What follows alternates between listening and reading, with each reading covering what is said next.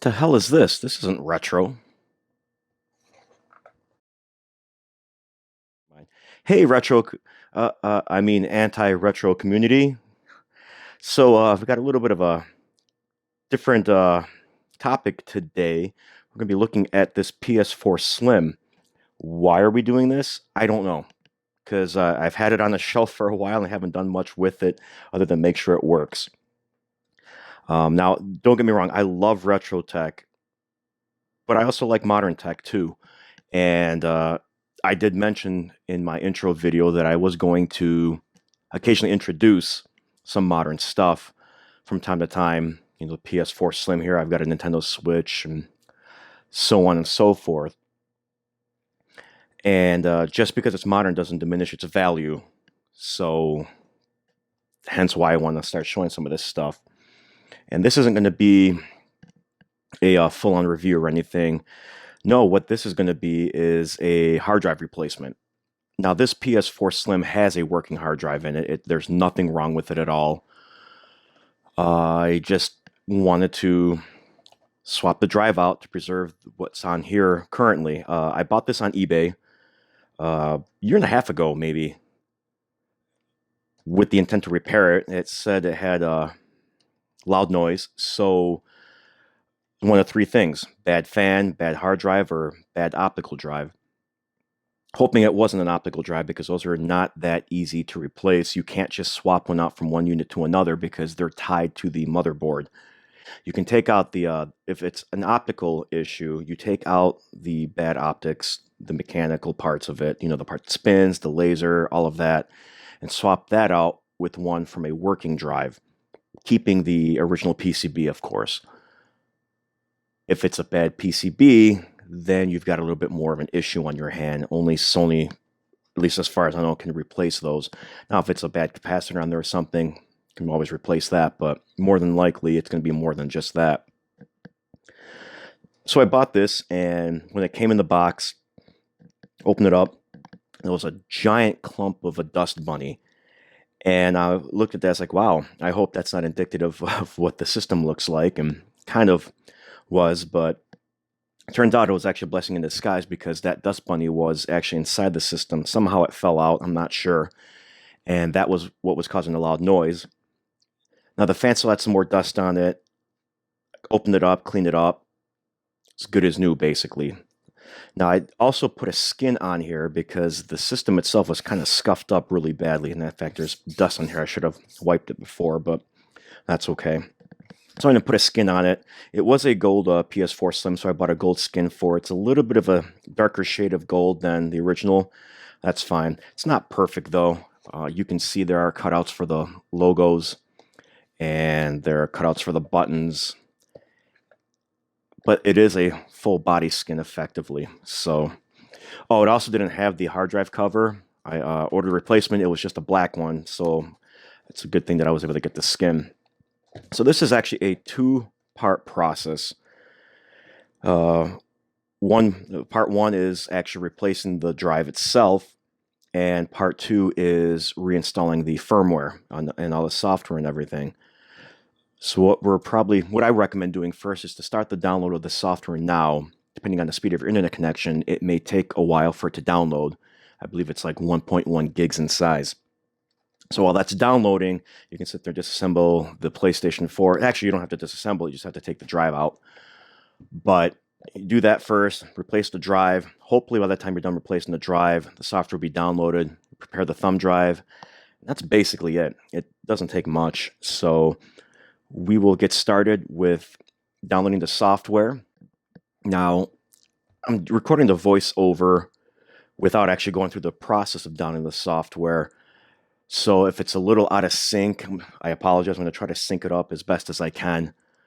But basically, there'll be links posted in the description below where you download the software from. And you download the software. Like I said, it's 1.1 gigs. Once it's done downloading, you want to verify that the file name is correct. And if it's not labeled as PS4 update.pup, please name it as such, because that's what the system is looking for on the thumb drive. So download the file, We'll let it download in the background, and then we'll come back to the actual PlayStation 4 Slim itself to replace the hard drive. Now, the PS4 Slim that I have here, replacement hard drive is relatively easy, but it's easy on all of them.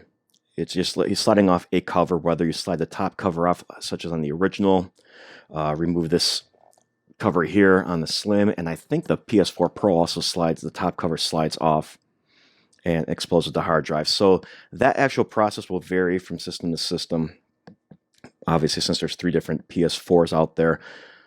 But the overall goal is the same, the overall process is the same, and the software portion of it's the same. So shouldn't be too big of a deal. So what we're going to do is we'll get this opened up and take the old drive out, put the replacement drive in, and go from there. Now, the first thing you want to do, at least with the Slim, is kind of want to just slide this plastic cover off. Not much to it, really. And there's one screw you got to remove. That's it. And it's just a Phillips head screw. Forget the exact size. I want to say it's a PH1. Yes. In fact, the screw is so loose that I don't even need to use the actual driver, although I will just to make it easier. The screw itself is kind of interesting because it has the 4 PlayStation symbols on it: triangle, square, circle, and X. Not cross, it's X only. I know it's your system, but we've been calling it X for years. So, and then you just slide the drive out of its caddy. If you've ever replaced a hard drive in a laptop, it's basically the same process. So we'll put this on the side for now. And you just remove these 4 screws, and that's that.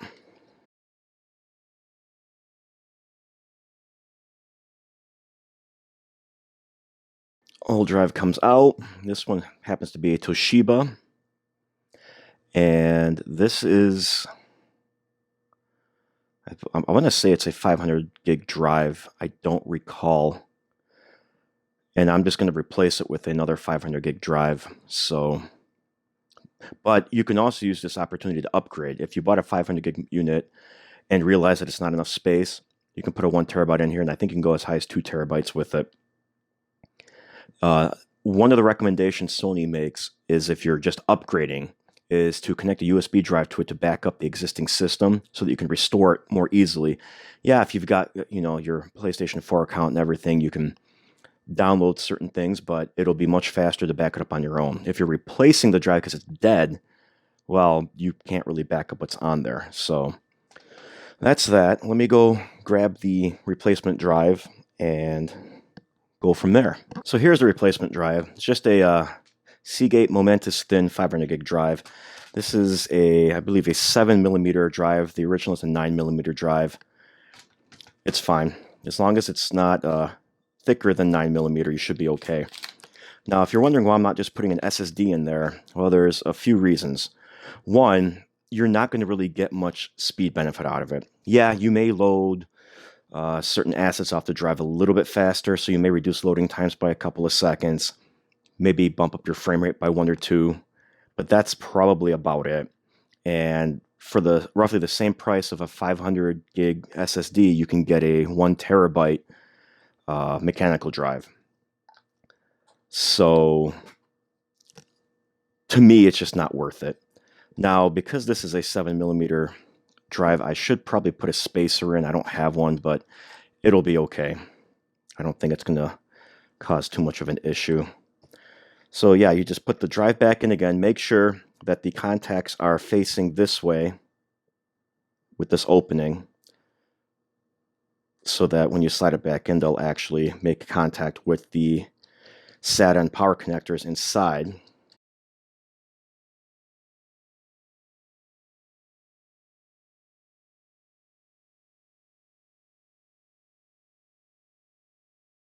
The other reason I wanted to do this video is because if you saw my pickups video from last month, you'll know that I picked up this generic HDMI capture device, and I wanted a reason to test it. And since the PS4 has the HDMI port on there, I figured, all right. So it's going to be hard to see in here, but you want to put the drive back in it upside down. If you remembered how you took it out, then okay. But if you forgot, it's upside down. Makes contact with the connectors, and that's it. Screw hole lines up. Go ahead and put that back in.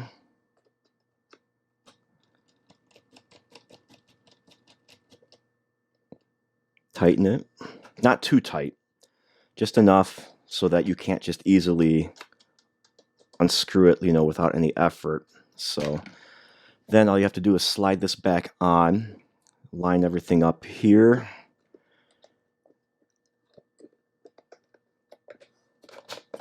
Everything snaps in place, and that's it. And honestly, that's the hard part. So it's actually probably going to take a little longer to download the software than it will be to install the drive, depending on your internet connection.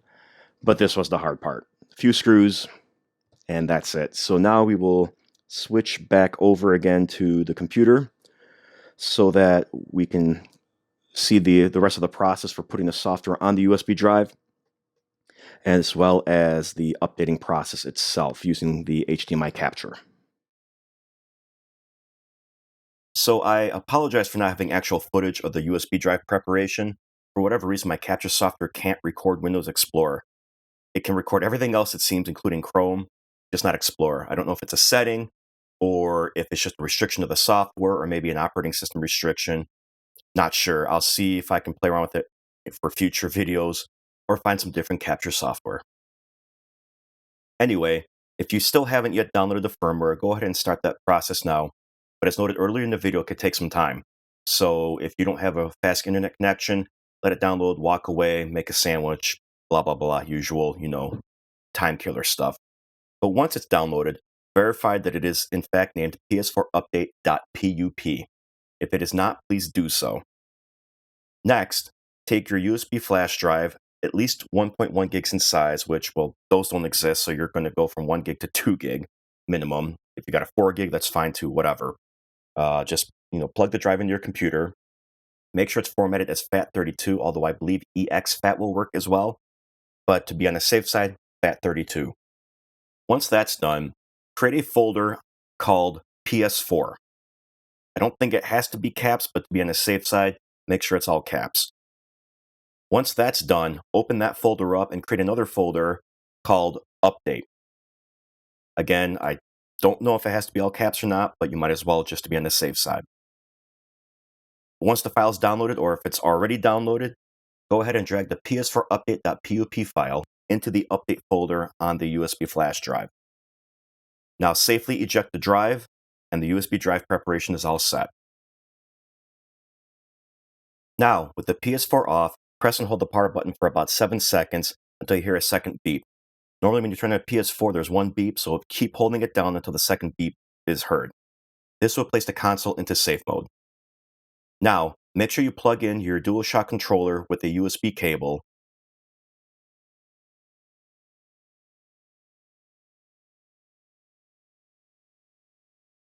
And then select the option to initialize the PS4, which is option 7, and then press X.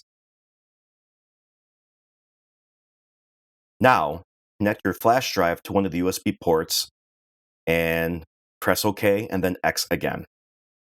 Fortunately, my USB drive is a little bit too thick to fit, so I have to use this extension cable.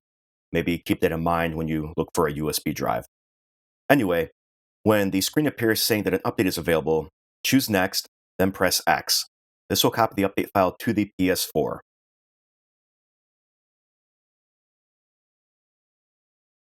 And the software will install. Please note that this will take some time, so you might want to leave it and come check on it every so often.